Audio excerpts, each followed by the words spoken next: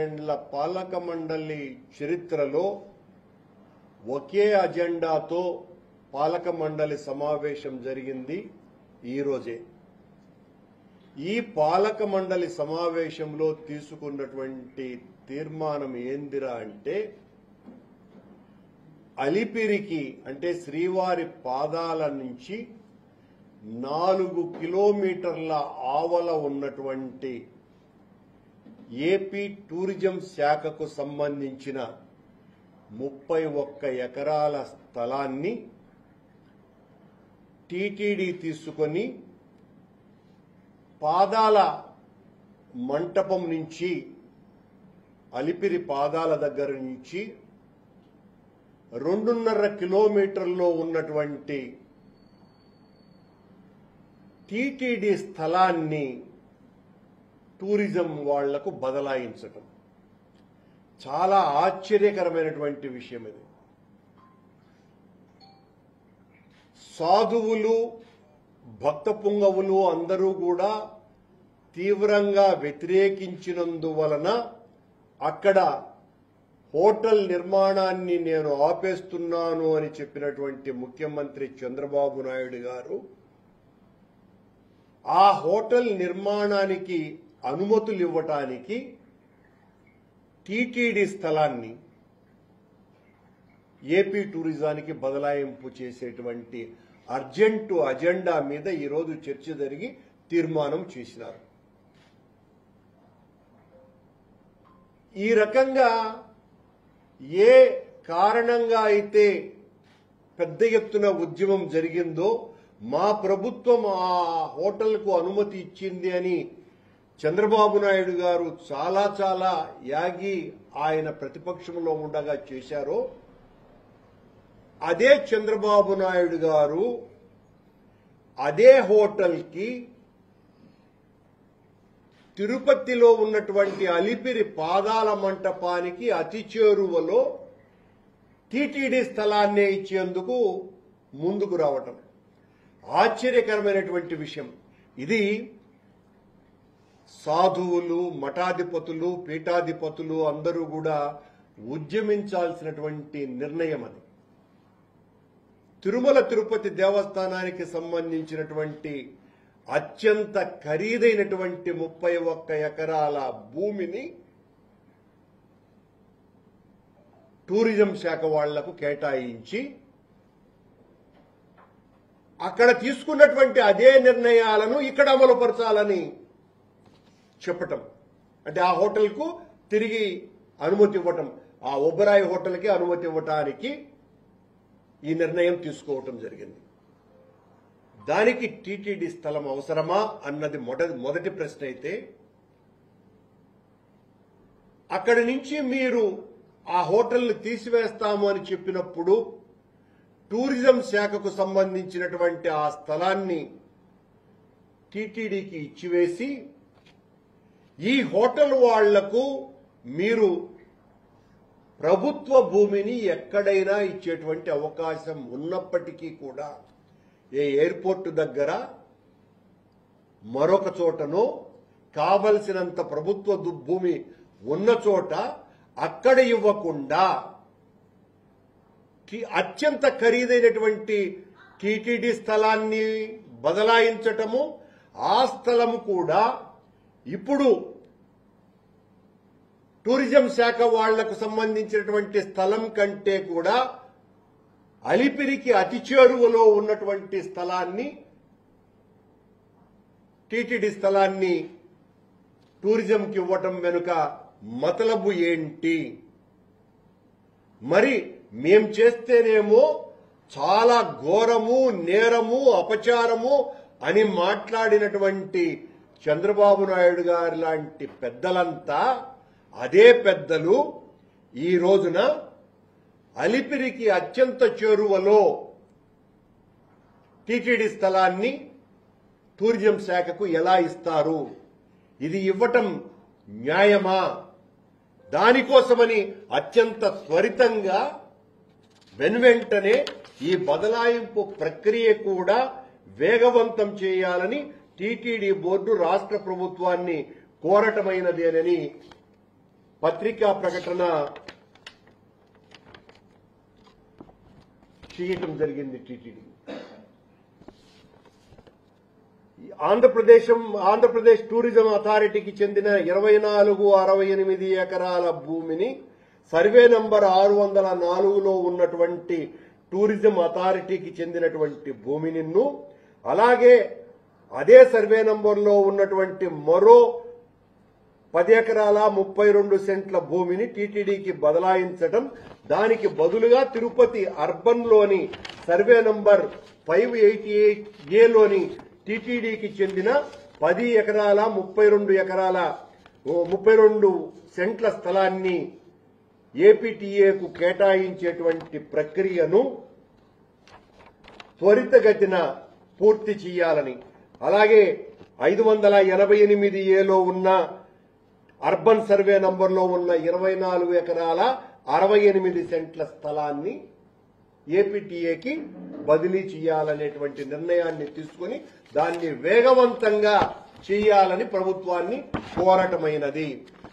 TTD స్థలాలని అత్యంత ఖరీదైన, అందులోనూ కూడా ఏ కారణంగా అయితే ఉద్యమాలు జరిగినాయో, ఏ కారణంగా అయితే అక్కడ హోటల్ నిర్మాణం జరగకూడదు అని సాధు పుంగవులంతా కూడా పోరాటం చేశారో, దానికి ఏమాత్రము కూడా దానిని పట్టించుకోకుండా అలిపిరి పాదాల దగ్గరికే తీసుకుని వచ్చి ఈ రోజున టీటీడీ స్థలాన్ని కేటాయించటం, దానికి ప్రత్యామ్నాయంగా అనేక ప్రభుత్వ స్థలాలు ఉన్నప్పటికీ కూడా అత్యంత విలువైనటువంటి స్థలం, అందులోనూ అది అత్యంత ఖరీదైనటువంటి ఎర్రచందనం చెట్లు, వనమూలికల చెట్లు, ఇలా అనేక రకాలైనటువంటి చెట్ల సముదాయాలతో ఉన్నటువంటి 30 ఎకరాల స్థలాన్ని అరవింద్ హాస్పిటల్, క్యాన్సర్ హాస్పిటల్ మధ్యలో ఉన్నటువంటి ఈ స్థలాన్ని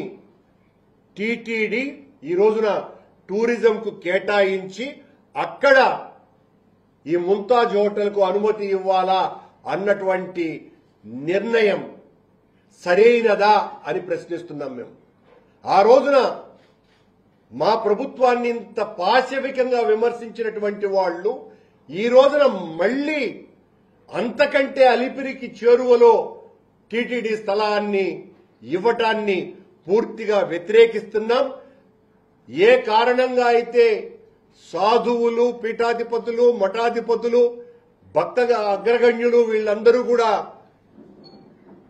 వ్యతిరేకించినారో ఆనాటి నిర్ణయాన్ని, అంతకంటే ఘోరాపచారం ఈ రోజున టీటీడీ పాలక మండలే తీసుకొని ఆ స్థలాన్ని ఆ హోటల్కు బదలాయించాలనేటువంటి నిర్ణయం తీసుకున్నది. మిమ్మల్ని అందరినీ కూడా చేతులెత్తి ప్రార్థిస్తున్నా, వెనువెంటనే మీరు స్పందించాల్సినటువంటి అవసరం ఉన్నది.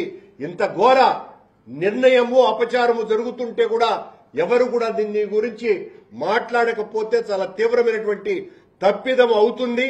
దీనికి ప్రత్యామ్నాయంగా ప్రభుత్వ భూమినే టూరిజం శాఖకు ఇచ్చి ఆ హోటళ్లను నిర్మించేటువంటి అవకాశం ఉండి కూడా టీటీడీ స్థలాన్ని అలిపిరి దగ్గర ఇవ్వటం వెనుక ఉన్నటువంటి ఆంతర్యము, మతలబును అర్థం చేసుకోవాల్సిందిగా మొత్తం హిందూ సమాజాన్నంతా కూడా మేము విజ్ఞప్తి చేస్తున్నాం.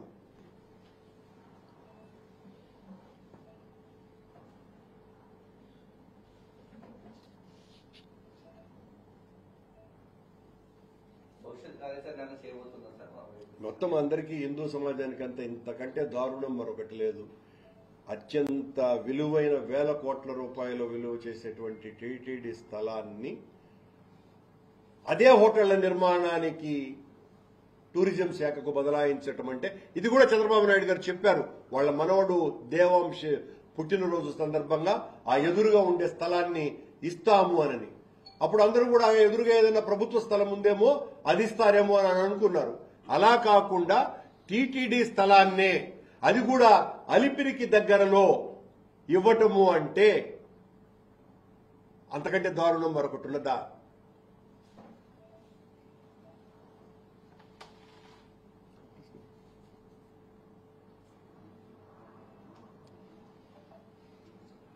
ఏమైనా ప్రశ్నలు ఉన్నాయా? విజిలెన్స్ నివేదిక ఏదో బయటపడ్డది తప్పుడు ఆరోపణలు చేస్తాను సార్. ప్రభుత్వ తప్పిదాల మీద ప్రభుత్వం చేసేటువంటి అనేక రకాలైనటువంటి అవినీతి చర్యల మీద నేను పెద్ద ఎత్తున స్పందిస్తున్నాను కనుక నన్ను బలహీనపరచాలని, నా మీద బలప్రయోగం చేయాలని, నా మీద అవినీతి ఆరోపణలు వేసి నన్ను పలుచన చేసి వైఎస్ఆర్ కాంగ్రెస్ పార్టీలో నన్ను యాక్టివ్గా ఉండకుండా చేయాలన్నటువంటి కుట్రలో భాగంగానే ఈ రోజున ఆ 2 పత్రికలు పతాక శీర్షికలో నా గురించి రాయటం జరిగింది. ఇలాంటి ఉడుత బెదిరింపులకు బెదిరేవాణ్ణి నేను కాదు. 2004లో నక్సలైట్లతో రాష్ట్ర ప్రభుత్వం చర్చలు చేసినప్పుడు నక్సలైట్ల యొక్క ప్రధానమైనటువంటి అజెండాలో ఒక భాగం రామోజీ ఫిల్మ్ సిటీలో ఆ వేలాది ఎకరాలలో పదుల సంఖ్యలో చెరువులు, కుంటలు, పొరంబోకు స్థలాలను ఆక్రమించినాడు. ఆ ఆక్రమణకు గురైనటువంటి స్థలాలను వెంటనే ప్రభుత్వం తీసుకోవాలా అన్నటువంటి నిర్ణయం. దాని మీద పెద్ద ఎత్తున చర్చ కూడా ఆ రోజున జరిగింది. రామోజీరావు ఏమాత్రము కూడా స్పందించిన వందలాది ఎకరాలను ఆక్రమించినటువంటి రామోజీరావు ఈ రోజున వాళ్ల కొడుకు కిరణ్ సారథ్యంలో నడుస్తున్నటువంటి ఈనాడు పత్రిక నేను ఒక పెద్ద భూ కబ్జాదారుడుగా చిత్రీకరించి నన్ను బలహీనపరచాలనంటే నేను భయపడేవాడిని కాదని, నా మీద ఏ విచారణైనా చేసుకోవచ్చును, నేను ఎక్కడా కూడా భూముల్ని ఆక్రమించలేదు, అలా పొరంబోకు భూములు ఉంటే ఆనందంగా తీసుకోవచ్చును అన్నటువంటి విషయాన్ని ప్రకటిస్తున్నా. ఇలాంటివి నా మీద భవిష్యత్తులో మరిన్ని పెరుగుతాయి.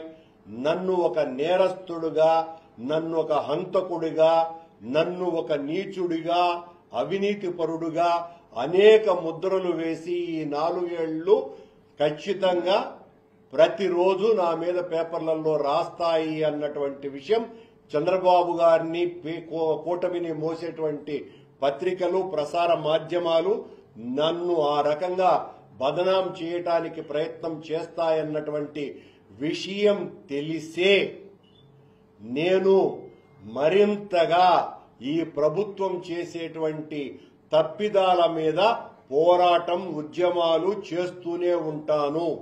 నేను రాజకీయాలలోకి వచ్చినప్పుడే నేను చంపబడతానే తప్ప చావను అనేటువంటి నిర్ణయంతో, ఆ లక్ష్యంతో రాజకీయాలలోకి వచ్చిన కనుక ఇలాంటి వాటిల్ని చూసి భయపడిపోయేటువంటి పిరికి వాణ్ణి నేను కాదు అన్నటువంటి విషయాన్ని స్పష్టం చేస్తున్నా. ఎలాంటి నిర్ణయమైనా ఏమైనా చేసుకోండి. కోహినూర్, హైదరాబాదులో ఉన్నటువంటి కోహినూర్ ఆ 5 స్టార్ హోటళ్లలో రాసలీలలు చేసి ప్రభుత్వ భూములు కబ్జాలు చేయాలనుకునేటువంటి ఓ పెద్ద నేత నా మీద విచారణకు ఆదేశించినారు అని అంటే అక్కడే నాకు చాలా ఆశ్చర్యంగా కూడా అనిపిస్తోంది. ఇలాంటి వాటిని చూసి కరుణాకర్ రెడ్డి బెదిరిపోయి లొంగిపోతాడేమో, భయపడిపోతాడేమో అని అనుకుంటే అది చచ్చినా జరగని పని. ఏమైనా చేసుకోండి.